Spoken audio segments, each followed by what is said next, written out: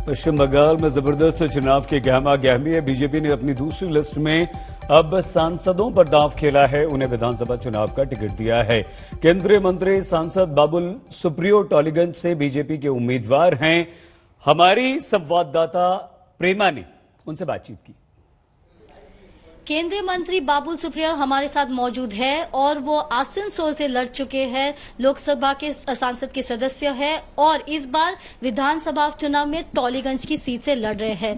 बाबुल जी, अगर आप बता सकते हैं कि ये चुनाव जो है कितना एक्साइटिंग होगा, आप क्या डर रहे हैं या आप कॉन्फिडेंट हैं?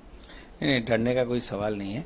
डर तो उन्हीं को होता है जो लोगों के साथ अन्याय किया है। तो डर अगर कोई रहे तो वो तृणमूल कांग्रेस है। डर अगर कोई रहा है तो वो लेफ्ट हैं जो 34 साल यहाँ पे अब शासन किया है।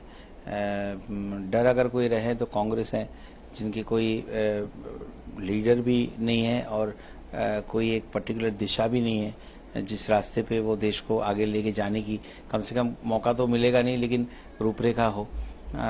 और हम बहुत खुश हैं कि हमें माननीय नरेंद्र मोदी जी जैसे एक हमें मार्गदर्शक, लीडर और इंस्पायर करने लायक एक ऐसे हमें पर्सनालिटी मिली है। और देखिए, जितना बड़ा चैलेंज उतना ज़्यादा मोटिवेशन, मैं इसी तरीके से देखता हूँ।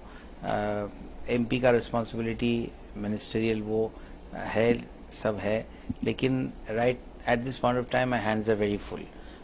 टॉलीगंज में मुझे जो दायित्व दिया गया है, मैं पूरी तरीके से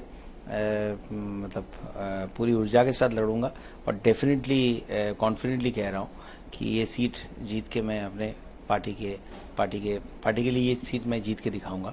और आसनसोल जैसे आपने मेरे इलाके की आपने बात की है, जिक्र की, वहाँ पे भी 7 सीटें हैं, तो 7 असेंबली सीट्स है, वो भी रिस्पॉन्सिबिलिटी रहेगा, लेकिन 2 अलग फेज में है, एक में 4th में है, एक 6th फेज में है।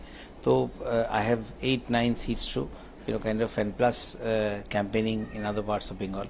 So बीजेपी इस बार डेफिनेटली जो ममता दीदी की जो टिरनी रही है, जिस तरीके से बंगाल को उन्होंने बंगाल के ऊपर अन्याय किया है, तो पिछले 10 साल से हर दिशा में उन्होंने जो अन्याय किया है, परिवर्तन के नाम से, उन्नयन के नाम से जो लोगों को उन्होंने डराया धमकाया, जो और पीछे लेके चले गए, जो हमारा देश जो आगे जाने की जो रास्ते में चल रही है माननीय प्रधानमंत्री जी के, उससे बिल्कुल स्पीड ब्रेकर, रोड ब्रेकर की तरह वो खड़ी हुई है।